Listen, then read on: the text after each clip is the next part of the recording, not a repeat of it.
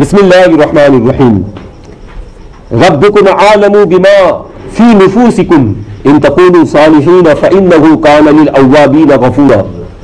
وآتی ذی القربى حقہ والمسکین وابن السبیل ولا تبذر تبذیرا ان المبذرین کانوا اخوان الشیاطین وکان الشیاطین لربہ کفورا وإما تعرضن عنهم ابتغاء رحمة من ربك ترجوها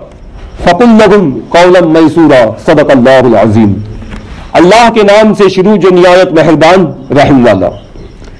تمہارا رب خوب جانتا ہے جو تمہارے دلوں میں ہے۔ والدین کی اطاعت کا ارادہ یا ان کی خدمت کا ذوق، یعنی تم والدین کی خدمت کر رہے ہو یا پھر تمہارے دل میں اس کا ارادہ ہے یا پھر تمہارے دل میں اس کا ذوق ہے، اللہ تبارک و تعالیٰ تمہارے دلوں کے حال کو بہتر جانتا ہے۔ اگر تم لائق ہوئے اور تم سے والدین کی خدمت میں تقصیر واقع ہوئی تو تم نے توبہ کی تو بے شک وہ توبہ قبول کرنے والوں کو بخشنے والا ہے۔ اللہ تعالیٰ کی شان یہ ہے کہ وہ تواب ہے اور وہ بندے کی توبہ کو بار بار قبول فرماتا ہے، اور رشتہ داروں کو ان کا حق دے، ان کے ساتھ صلہ رحمی کر اور محبت، میل جول اور خبر گیری اور موقع پر مدد اور حسن معاشرت۔ مسئلہ اور اگر وہ محارم میں سے ہو اور محتاج ہو جائے تو ان کا خرچ اٹھانا یہ بھی ان کا حق ہے اور صاحب استطاعت رشتہ دار پر لازم ہے۔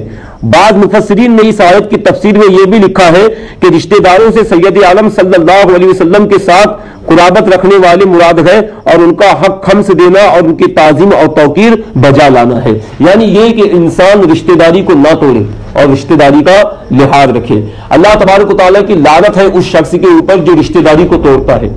اور رشتہ داری کے اندر خطاس پیدا کرتا ہے، رشتہ داری کے اندر جو ہے نا اتفاقی پیدا کرتا ہے۔ اللہ تبارک و تعالیٰ نے دوسرے مقام کے اوپر بھی فرمایا کہ اے ایمان والو رشتہ داری کی قدر کرو، یعنی جو تمہارے آپس میں قرابت دار ہے، جو تمہارے آپس میں رشتہ دار ہے، ان کی رشتہ داری کی تم قدر کرو۔ اور ساتھ کی ساتھ یہ بھی کہا گیا ہے کہ اگر تمہارے رشتہ دار میں کوئی غریب ہو جائے یا اس کے پاس مال نہ ہو تو تم اس کی مدد کرو اگر تمہارے اندر استطاعت ہو تو، اور مسکین اور مسافر کو ان کا حق دو، یعنی کہ زکوٰۃ، اور فضول نہ اڑا،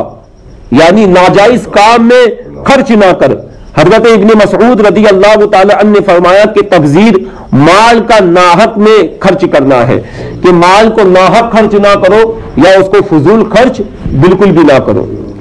بے شک اڑانے والے، فضول خرچ کرنے والے شیطان کے بھائی ہیں کہ ان کی راہ چلتے ہیں، اور شیطان اپنے رب کا بڑا ناشکرا ہے تو اس کی راہ اختیار کرنا نہ چاہیے۔ آگے اللہ فرماتا ہے وَإِمَّا تُعْرِضَنَّ عَنْهُمُ ابْتِغَاءَ رَحْمَةٍ مِّن رَّبِّكَ تَرْجُوهَا فَقُل لَّهُمْ قَوْلًا مَّيْسُورًا، اور اگر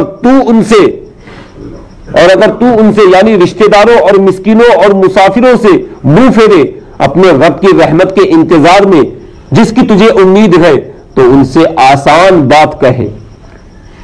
یہ آیت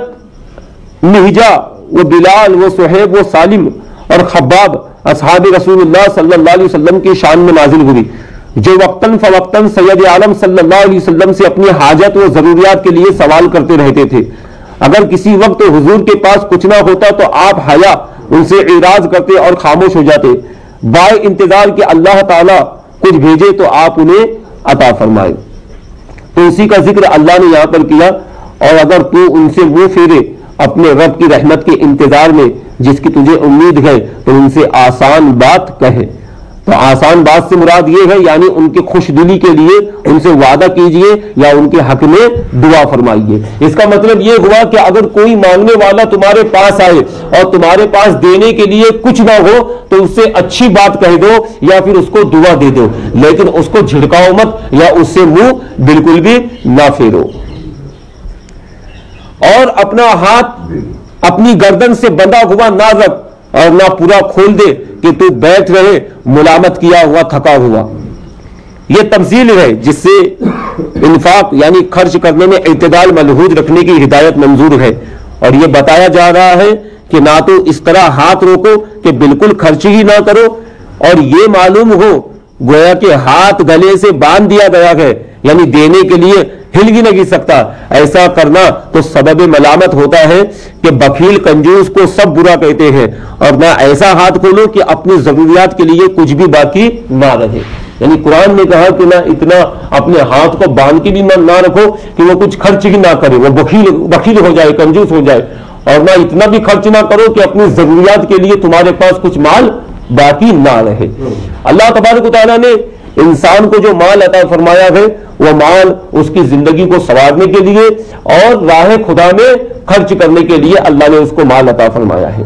یہ کہ مال کو خالی جمع کرتے جانا، نہ خود پر خرچ کرنا، نہ راہ خدا میں خرچ کرنا، اسی کے تعلق سے اللہ فرماتا ہے الہاکم التکاثر، تمہیں غافل رکھا مال کی چاہت نے، حتی زرتم المقابر، یہاں تک کہ تم قبر میں چلے گئے۔ یعنی تمہاری خواہش تھی کہ میں آج تھوڑا مال جمع کر لوں، میں کل تھوڑا مال جمع کر لوں، تو مال جمع کرتے گئے، ایک دن موت کا فرشتہ آ لیا اور تم قبر کے اندر چلے گئے۔ تو جب اللہ نے تمہیں مال دیا تو تم خود پر بھی خرچ کرو اور اللہ کی راہ میں بھی اس مال کو خرچ کرو۔ آگے فرماتا ہے بے شک تمہارا رب جسے چاہے رزق کشادہ دیتا ہے اور کستا ہے تنگی دیتا ہے، بے شک وہ اپنے بندوں کو خوب جانتا ہے، اور اس کے احوال و مسائل کو کہ جو کچھ بندے کے دل میں ہے، جسے چاہے اس کے لیے تنگی کرتا ہے۔ تنگی سے مراد یہ ہے کہ اللہ تبارک و تعالیٰ جسے چاہے اس کے لیے رزق کو تنگ کر دیتا ہے، اور جس کے لیے چاہے اس کے لیے رزق کو اللہ تعالیٰ کشادہ کر دیتا ہے کہ اس کے رزق میں اللہ تعالیٰ اور زیادہ برکت عطا فرماتا ہے۔ غرض کے حاصل کلام یہ ہے کہ عزت، ذلت، بادشاہت، فقیری، امیری، غریبی سب کچھ دینا اسی اللہ کے اختیار میں ہے۔ اللہ تعالیٰ سے دعا ہے کہ جو کچھ درس بیان ہوا ہمیں اور آپ کو اس پر عمل کرنے کی توفیق عطا فرمائے۔